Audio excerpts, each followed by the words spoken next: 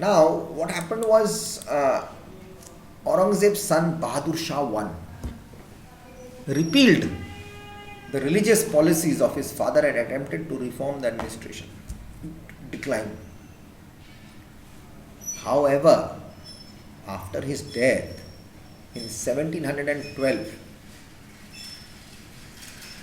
the Mughal dynasty sank into chaos and violent feuds.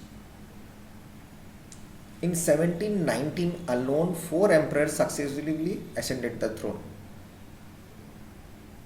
Together, four people came into the throne power. Now, during the reign of Muhammad Shah, 1719 to 1748, the empire began to break up. Lot of the central India part passed from Mughal to the Maratha hands. Central India. The far off Indian campaign of Nadir Shah. Who was Nadir Shah?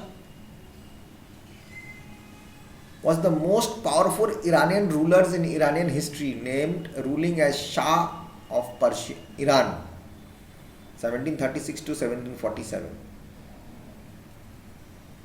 The far off Indian campaigns of Nadir Shah, who had previously re-established Iranian suzerainty in relationship in which one state or other polity controls, foreign policy. He had got friendship with them over most of West Asia. The Caucasus, and the Central Asia, culminated with the sack of Delhi. What was the sack of Delhi? Nadir Shah, and the founder of the Afsharid dynasty of Persia invaded North India, eventually attacking Delhi in 1739. This army had easily defeated the Mughals at the Battle of Karnal and would eventually capture Mughal capitalism. And they shattered the Mughal power and prestige when these guys came in. Many of the empire's elites now sought to control over their own affairs and broke away from the independent kingdoms. But the Mughal Empire continued to be the highest manifestation in sovereignty. Not only the Muslim genre, but the Maratha, Hindu, Sikh leaders took part in ceremonial acknowledgements of the emperor as the sovereign of India.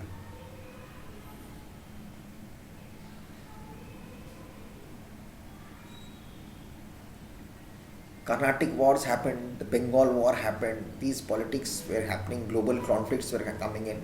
Now, Mughal Emperor Shah Alam II, 1759 to 1806, made futile attempts to reverse the Mughal decline, but ultimately had to seek protection from Emir of Afghanistan, Ahmad Shah Abdali, which led to the third battle of Panipat between the Maratha Empire and the Afghans, led by Abdali, 1761. 1771, Marathas again recaptured Delhi from Afghan control. In 1784, they officially became the protectors of the emperor in Delhi, the Marathas, of state of affairs, and continued until the Third Anglo-Maratha War. Thereafter comes these useless people, British East India Company. The British East India Company came in, became the protectors of the Mughal dynasty in Delhi. That is the place where the whole thing changes. First they hit Bengal, Bihar. They started giving protection. In 1793, after it abolished local rule Nizamat and lasted till 1858, marking the beginning of British colonial era over the Indian subcontinent. In 1857, a considerable part of the former Mughal India was under the East India Company's control. After a crushing defeat in the War of 1857-1858, which he normally led, the last Mughal Bahadur Shah Zafar was disposed by the British and exiled in Burma, Rangoon. Through the Governor of Indian Act 1858, the British Crown assumed direct control of East India Company held territories in India in the form of New British Raj In 1876, the British Queen Victoria assumed the title of Empress of India.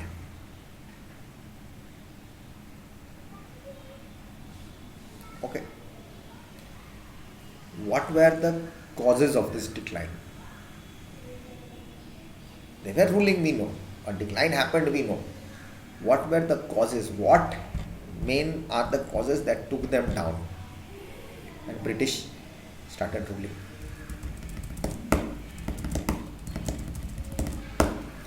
Historians, rather, or whatever I have read, explanations for this rapid collapse, suddenly it happened, of the Mughal Empire between 1707 to 1720. After a total century of growth and prosperity, suddenly a thing to break down, in fiscal terms if I say. The throne lost the revenues needed to pay its chief officers, the emirs and their entourages.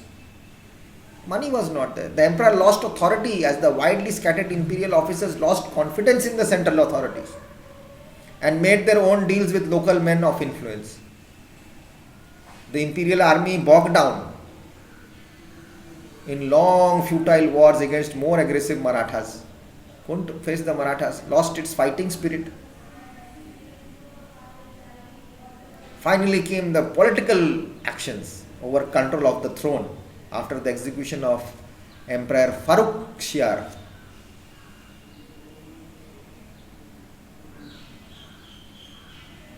He was also known as Sahib-e-Mazloom or Farrukhsiyar. Till 1719 he was there. Local Mughal successor states took power in the region after region. Well, local people started, local Mughal successors. But chronicles and data tells us a theme picked up by the British historians who wanted to underscore the need of British-led regeneration. Again, another part of view says, in 1970s, some historians have written, what was the dominant factor? Psychological interpretations emphasized depravity in high places, excessive luxury, increasing narrow views that left rulers unprepared for an external change.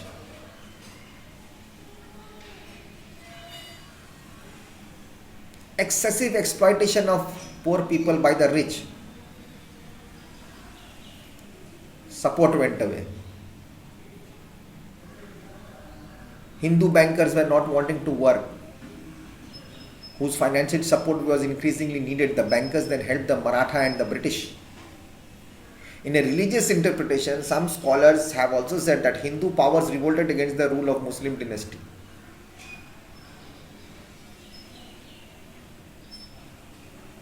And thus, the Hindus wanted to come up.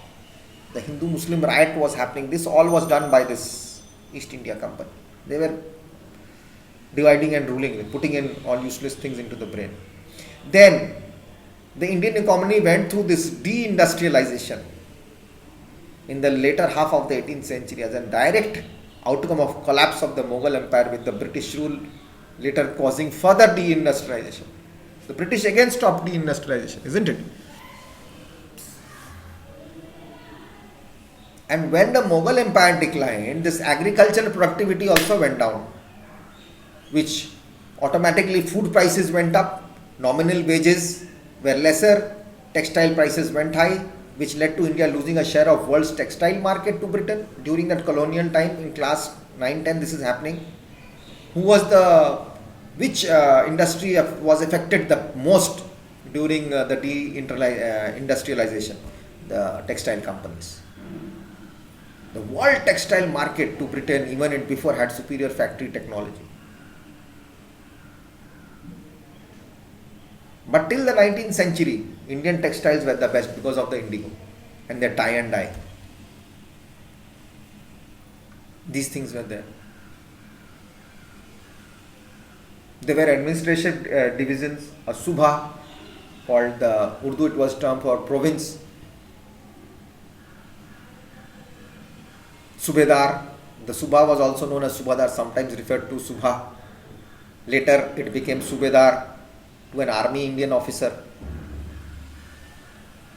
The Subhas were established by the Padshah, the Emperor Akbar, during his administration reforms in 1572 to 1580. They had 12 numbered, but his conquest expanded number to Subhas by 15 by the end of his reign. Subhas were divided into sarkars or districts,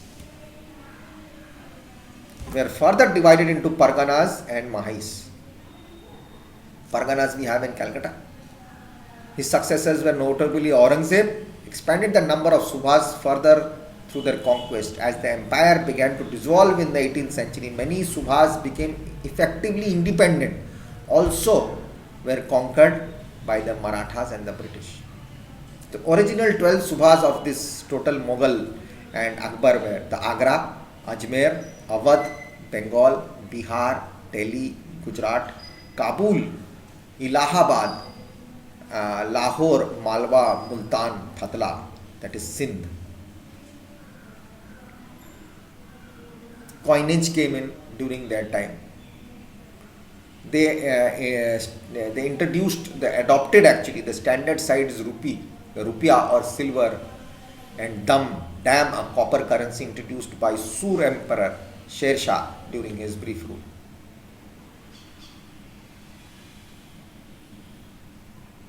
"48 dams were to a single rupee in the beginning of Akbar's reign. Before it later became 38 dams to 1 rupee in 1580s. Okay. So these are the things which started. Economy was at large and prosperous under the Mughal Empire. During the Mughal era, the gross domestic product (GDP) of India was 1600. India in 1600 was estimated 22% of the world economy, the second largest in the world, behind only Ming China, but larger than Europe. So agriculture was happening, everything was, India was damn rich at that time. Okay. Next time I'll come and tell you a brief example between the history between Babur and Humayun, what happened 1526 to 1556, and Akbar to Aurangzeb 1556 to 1707.